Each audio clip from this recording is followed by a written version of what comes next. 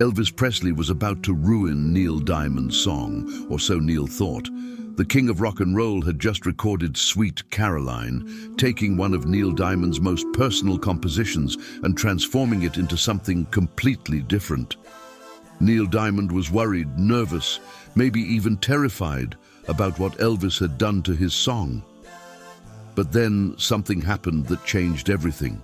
What Neil Diamond did next not only saved his relationship with the king, but cemented Sweet Caroline as one of the most iconic songs in American music history.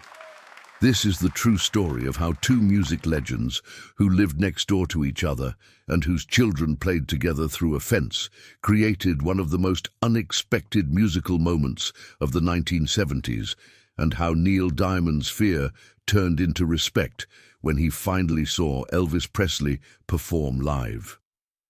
Memphis, Tennessee, 1969. The American sound studio was on fire, not literally but creatively. This studio was producing hit after hit, to the point where 1/4 of Billboard's Hot 100 chart had been recorded within those walls. Elvis Presley was there working on his comeback, recording songs like Suspicious Minds and In the Ghetto that would re-establish him as a relevant force in modern music after years of mediocre movie soundtracks and declining chart positions. The king was hungry again, motivated, ready to prove he still had it. At that same time, Neil Diamond was scheduled to record at American Sound Studio. But there was a problem. Elvis wanted more studio time, and when Elvis Presley wants something, Elvis Presley gets it. The studio cancelled Neil Diamond's session to accommodate the king. Most artists would have been furious, but Neil Diamond understood. This was Elvis Presley.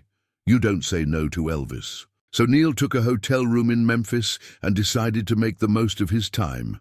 He sat down, and in just 1 hour, he wrote a song that would change his career forever.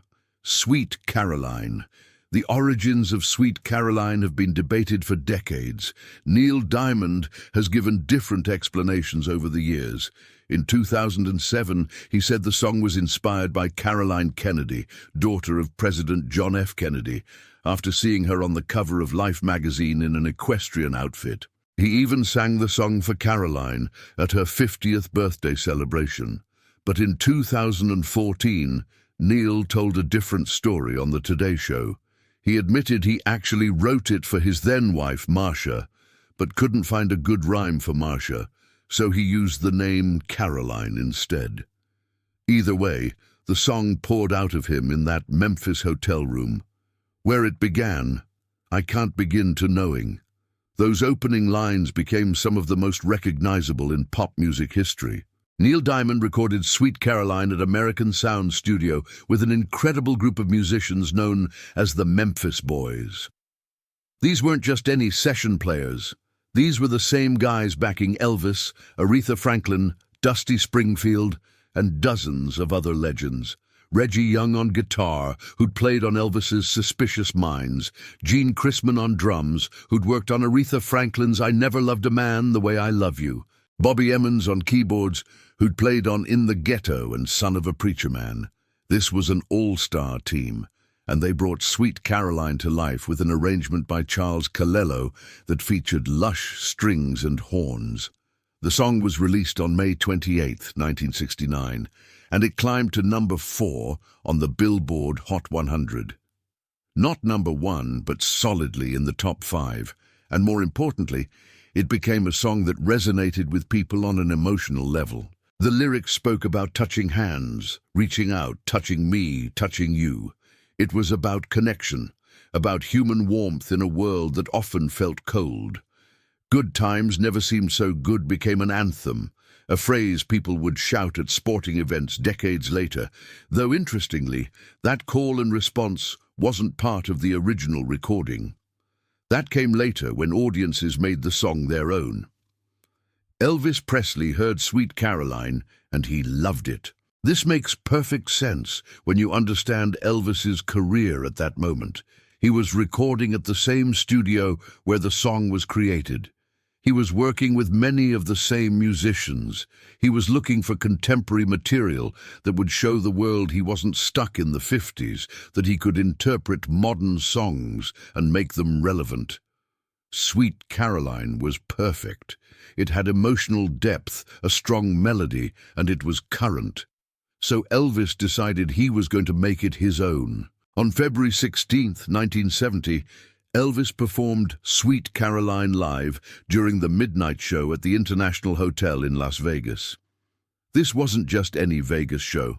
This was Elvis at the peak of his comeback, doing 2 shows a night to sold-out crowds who were witnessing the resurrection of the king.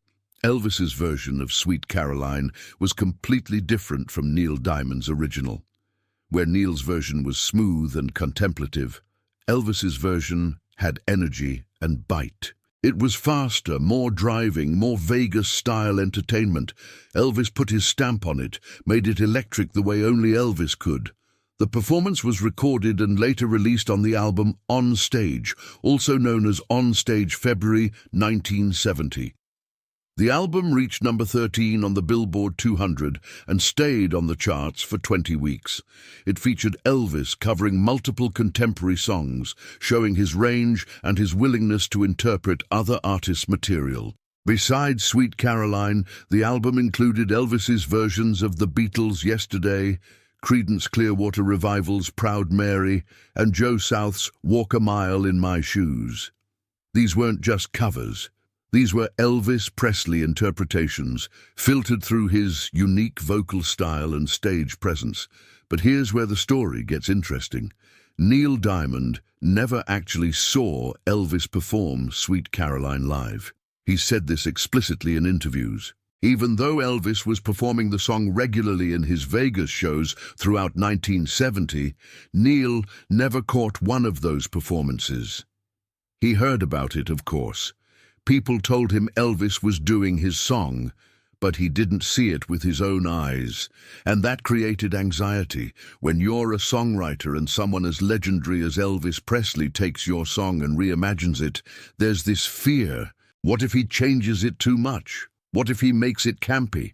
What if he turns something personal and meaningful into just another Vegas spectacle? Neil Diamond was protective of his songs. He was a perfectionist, someone who labored over every detail of his recordings. He'd left Bang Records because they wanted to restrict his artistic vision, because he wanted to record more ambitious, introspective music like Brooklyn Roads.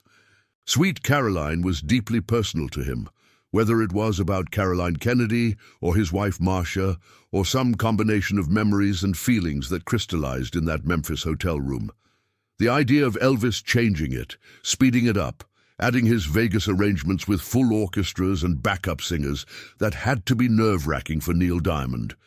Now we need to understand something crucial about the relationship between Neil Diamond and Elvis Presley. These weren't just 2 musicians who happened to record the same song. They were neighbors.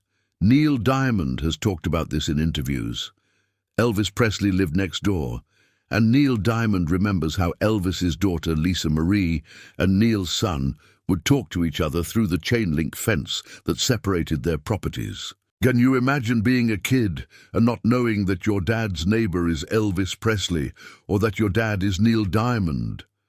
These children just played together like normal kids while their fathers were creating music history. This personal connection made the situation even more complex. It's one thing when a stranger covers your song. It's another thing entirely when it's your neighbor, someone whose child plays with your child, someone you might wave to when you're taking out the trash or getting the mail. There's a social dynamic there that goes beyond just professional respect. You don't want to offend your neighbor. You don't want to create awkwardness, but you also don't want them ruining your song. So what did Neil Diamond do? He went to Las Vegas in August of 1970 to see Elvis perform live. Not specifically to see Sweet Caroline, because as we've established, he never actually witnessed Elvis performing that particular song. But he went to experience Elvis Presley in concert, to understand what all the fuss was about, to see the king in his natural habitat. And what Neil Diamond witnessed that night changed his entire perspective. Neil Diamond sat in the audience at the International Hotel watching Elvis perform, and he was absolutely awestruck. In his own words from an interview with Andrew Denton, Neil said he had never seen Elvis perform before, and Elvis Presley was amazing, electric, wonderful. This wasn't just polite praise from one professional to another.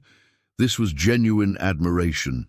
Neil Diamond, who was himself a major star at that point with multiple top 10 hits, was watching Elvis and feeling like he was in the presence of something beyond normal human talent. He was watching a god perform. Then halfway through the show, something unexpected happened. Elvis stopped performing and spoke to the audience. He said he wanted to introduce someone special who was in the crowd that night, Neil Diamond. The spotlight swung to where Neil was sitting. The entire audience turned to look at him. Elvis Presley, the king of rock and roll, was telling the world that Neil Diamond was in the building, that Neil Diamond was someone worth acknowledging, worth celebrating. Neil described the feeling as being like a god, saying to the world, "Stand up, I like this person, why don't you meet him?" Neil Diamond stood up. The audience started cheering. Then they started chanting, "Get up on stage, sing together, sing something with Elvis."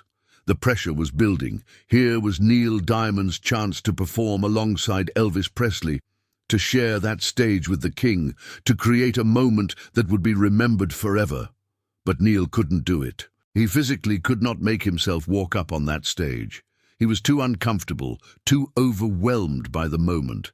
This wasn't about false modesty or playing hard to get. This was genuine discomfort, born from being put on the spot in front of thousands of people by someone you worship. Elvis saw that Neil was uncomfortable. He recognized the look on Neil's face, the body language that said, "Please don't make me do this." And Elvis, being the professional and decent human being he was, covered for him. Elvis told the audience that Neil was just there to enjoy the show, that he should be allowed to sit back and watch like everyone else. Elvis protected Neil Diamond from that awkward situation, showed him grace and understanding. In that moment, Neil Diamond's fear about Elvis ruining his song evaporated. This wasn't some egotistical superstar who was going to trash other people's material for his own glory. This was a thoughtful performer who respected fellow artists. But Elvis wasn't done acknowledging Neil Diamond's songwriting. During that same show, Elvis sang a line from another Neil Diamond composition, "Holly Holy." Just a snippet, just enough to show that he knew Neil's catalogue, that he respected the work. "Holly Holy" was another deeply spiritual song that Neil had written, and hearing Elvis reference it was another sign of respect, another indication that the king wasn't taking Neil's songs lightly or treating them as throwaway Vegas filler. There's actual audio evidence of this moment. A recording exists of Elvis introducing Neil Diamond from the stage on August 21st, 1970. You can hear the crowd's reaction, hear Elvis's voice acknowledging Neil, hear the brief snippet of "Holly Holy." It's a remarkable piece of music history, a moment frozen in time when two of the era's biggest songwriters and performers intersected in a Vegas showroom. What's fascinating about this story is what it reveals about both men. Elvis Presley, at the height of his Vegas success, took the time to acknowledge a fellow songwriter, to make him feel valued and seen. He didn't have to do that. He could have just performed Neil's songs and never mentioned him. But Elvis understood the importance of giving credit, of honoring the people who created the raw material he was interpreting. This wasn't just professional courtesy. This was genuine respect for the craft of songwriting. Neil Diamond, for his part, showed humility and wisdom. He could have been angry that Elvis took his recording session at American Sound Studio. He could have been resentful about Elvis speeding up Sweet Caroline and changing its arrangement. He could have refused to attend that Vegas show or been bitter about the whole situation. Instead, he went with an open mind and let himself be awed by Elvis's talent. He recognized greatness when he saw it, even when that greatness involved interpreting his own material in ways he might not have chosen himself. Elvis recorded 2 Neil Diamond songs, Sweet Caroline, which was recorded live during that February 1970 midnight show, and the Grass Won't Pay No Mind, which Elvis recorded at American Sound Studio in 1969. That second song appeared on Elvis's album Back in Memphis. Both songs showed Elvis's appreciation for Neil Diamond's songwriting, his ability to craft lyrics that spoke to universal human experiences. Neil Diamond wasn't writing disposable pop songs. He was creating music with depth and meaning, and Elvis recognized that. The Memphis connection between Elvis and Neil Diamond runs deeper than just crossing paths at American Sound Studio. Both men were, in their own ways, trying to capture something essential about American life in their music. Elvis was reclaiming his position as a relevant artist after years in the wilderness of movie soundtracks. Neil Diamond was establishing himself as a serious songwriter who could compete with the Beatles and other British invasion artists who dominated the 60s. They were both fighting for credibility, for artistic respect, for the right to be taken seriously as musicians and not just entertainers. Sweet Caroline went on to become one of the most beloved songs in American popular music. It became a staple at sporting events, particularly at Fenway Park for Boston Red Sox games, where it's been played during the 8th inning of every home game since 2002. The tradition actually started in 1997, but became mandatory in 2002. A woman named Amy Toby, who worked for the Red Sox, decided the song should be part of the game day experience, and it caught on in ways nobody could have predicted. The song has been sung at college football games, basketball games, rugby matches, soccer games around the world. When audiences sing the "so good, so good, so good" part, they're participating in a tradition that Neil Diamond didn't even originally intend, but happily accepted. He recognized that sometimes songs take on lives of their own, that the audience's interpretation becomes as important as the songwriter's original vision. That's a mark of a truly great song, when it transcends its creator and becomes communal property. After the Boston Marathon bombing in April 2013, Neil Diamond performed Sweet Caroline at Fenway Park to help the city heal. It was an emotional moment, one of those instances where a song becomes more than just entertainment, where it becomes a source of comfort and unity in the face of tragedy. Sales of the song surged nearly 600% in the week after the bombing, and Neil Diamond donated all his royalties from those sales to the One Fund Boston charity. The song had become bigger than him, bigger than Elvis, bigger than any single performance or recording. Elvis's version of Sweet Caroline never became as culturally ubiquitous as Neil Diamond's original, but that's okay. Elvis wasn't trying to replace Neil's version. He was offering his interpretation, showing how the song could work in a different context, with different energy. Some people prefer Elvis's up-tempo Vegas arrangement. Others love Neil's smoother, more contemplative original. There's room for both.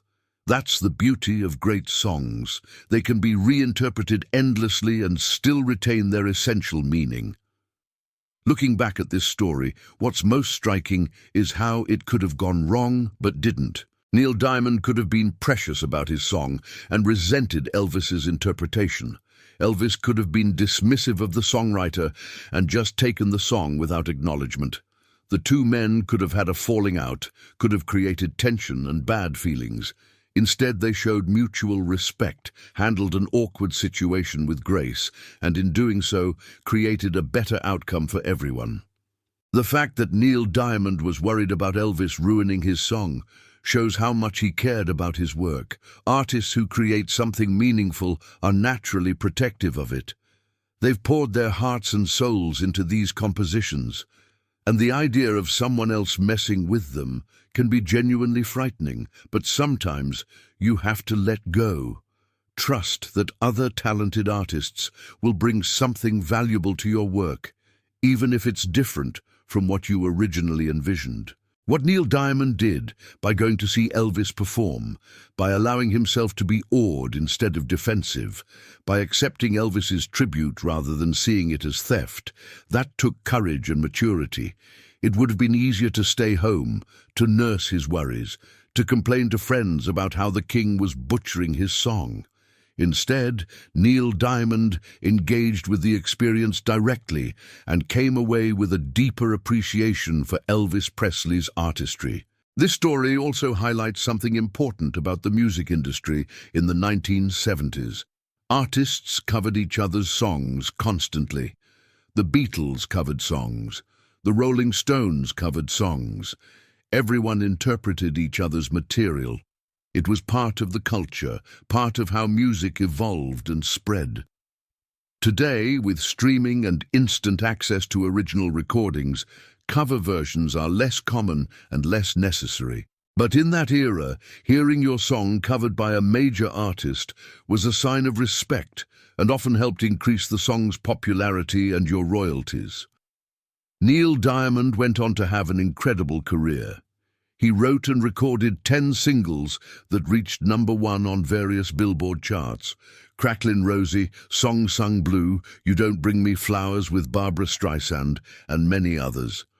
He was inducted into the Rock and Roll Hall of Fame in 2011 and the Songwriters Hall of Fame in 1984. He received Kennedy Center honors. His songs have sold over 130 million copies worldwide. Sweet Caroline alone has sold over 2 million digital downloads, but that moment in Las Vegas, watching Elvis perform, being acknowledged by the king, that had to be one of the highlights of his career. Elvis Presley passed away in 1977 at the age of 42. In many ways, Neil Diamond filled a part of the void Elvis left behind. Both men appealed to older audiences who'd grown up with early rock and roll, but found newer music too loud, too aggressive, too disconnected from melody and emotional storytelling.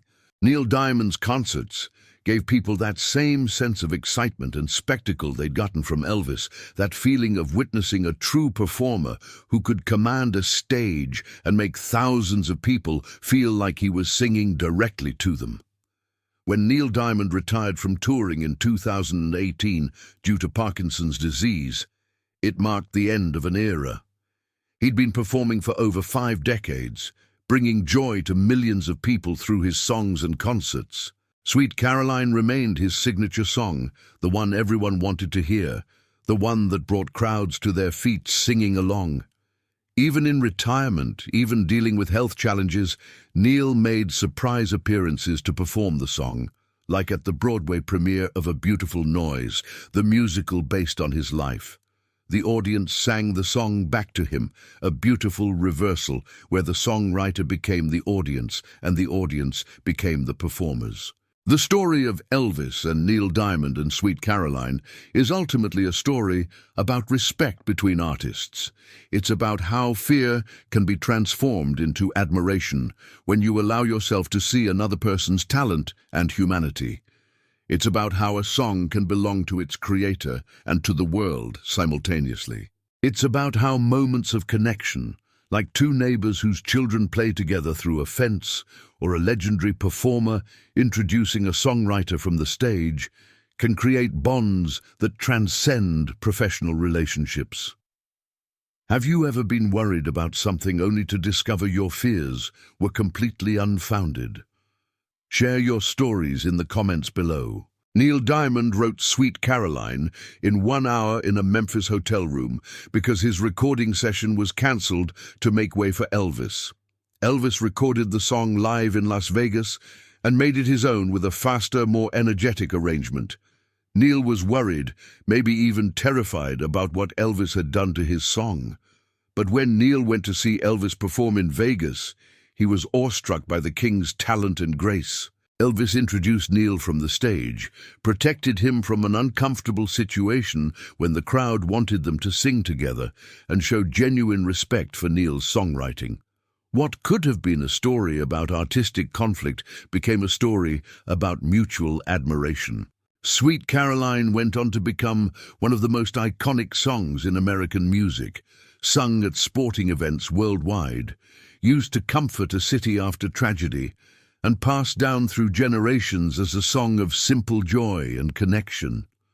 Elvis's version showcased a different side of the song, proving that great compositions can be interpreted in multiple ways and still retain their power. Two music legends, neighbors whose children played together, showed the world how artists can honor each other's work while bringing their own unique perspectives to the material. If you loved learning about this incredible moment in music history, make sure you subscribe, because we've got more untold stories about the legends who shaped American music. From Memphis to Las Vegas, from worry to respect, from a cancelled recording session to a song that became an American anthem, this is the story of how Elvis Presley and Neil Diamond created magic with Sweet Caroline, and how sometimes the things we fear most turn out to be blessings in disguise.